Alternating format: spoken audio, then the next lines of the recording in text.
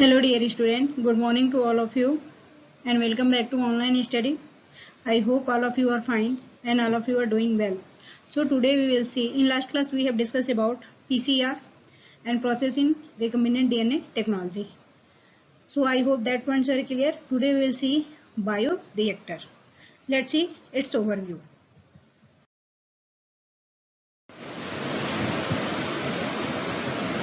Today we will see bioreactor and downstream process. So come to main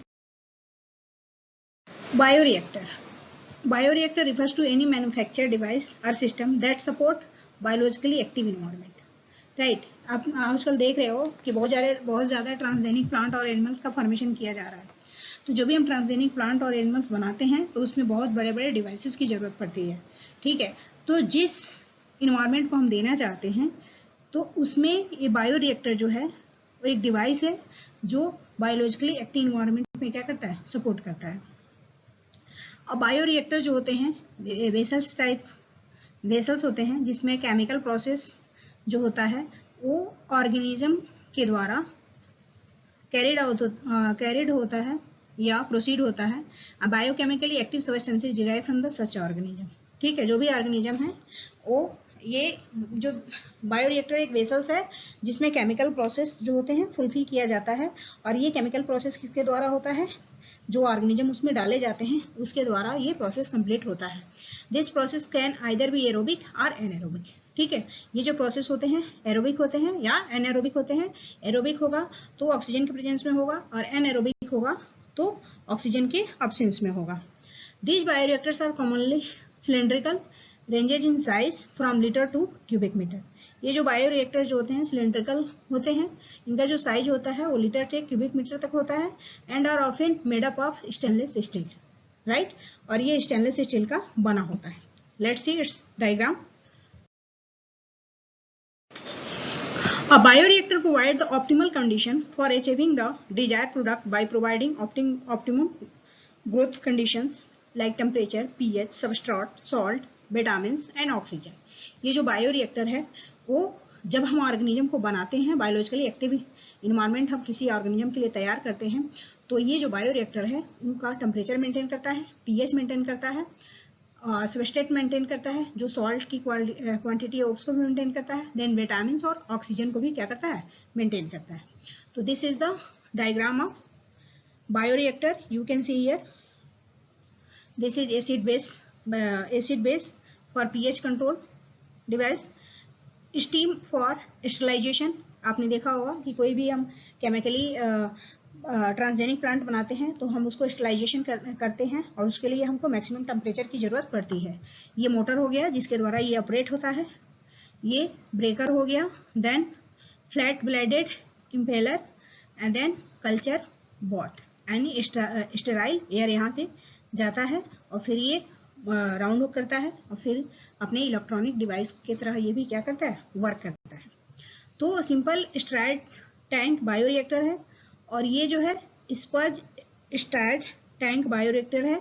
और ये दोनों का काम क्या है, जो बायोलॉजिकली एक्टिव इन्वायरमेंट है उसमें temperature, pH, substrate, salt, vitamin और ऑक्सीजन के बैलेंस को क्या करना, मेंटेन करना.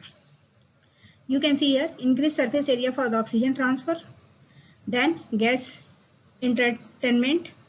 ये है bubbles dramatically increase the oxygen transfer area. इसके द्वारा हम ऑक्सीजन को मेजर करते हैं कि इसमें ऑक्सीजन का क्वांटिटी कितना है, कम है या ज़्यादा है. So I hope this points are clear. आपको सिर्फ याद करना है कि बायोरिएक्टर होता क्या है और उसका मेन फंक्शंस क्या है. Right, so come to next point. Let's see downstream process, downstream processing.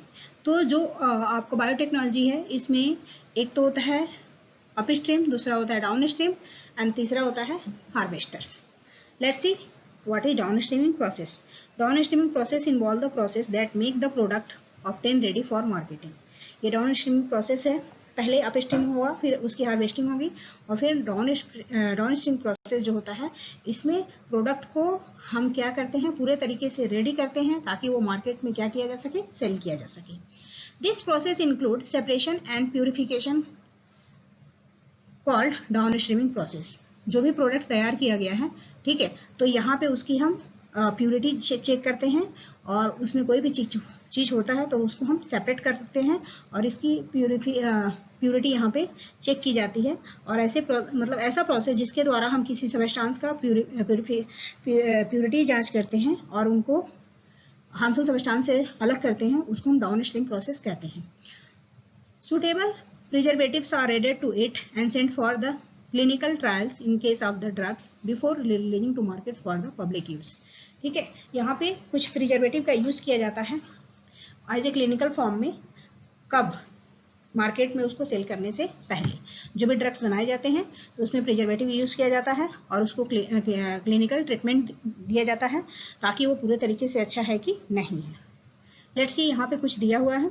When the product are subjected to a series of process including separation and purification which are collectively known as downstreaming process, right. तो biotechnology एक ऐसा subject है जिसमें हम किसी भी चीज़ को तैयार करते हैं तो उसमें बहुत सारे स्टेप्स होंगे।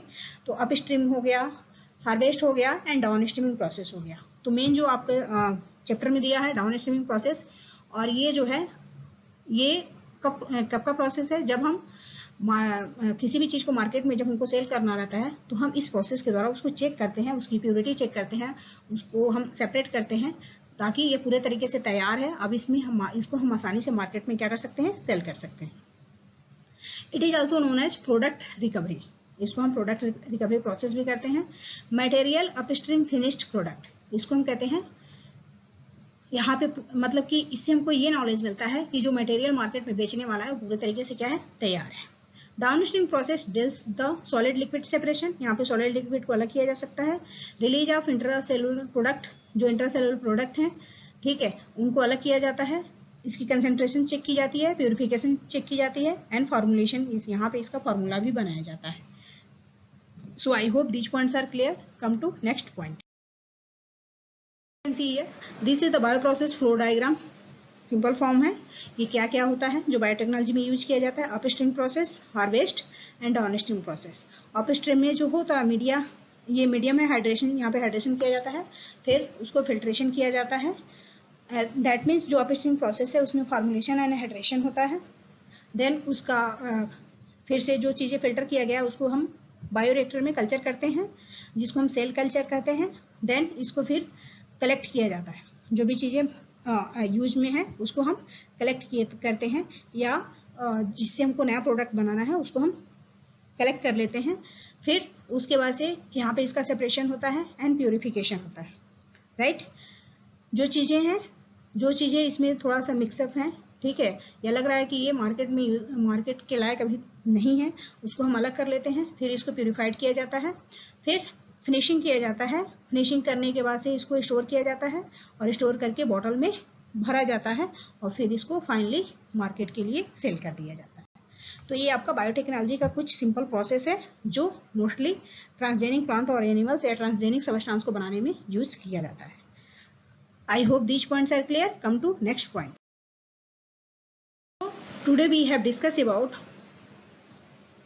What is bioreactor and what is the importance of bioreactor, then downstreaming process. So I hope these points are clear. Thanks. Stay safe, stay happy, stay connected. Thank you.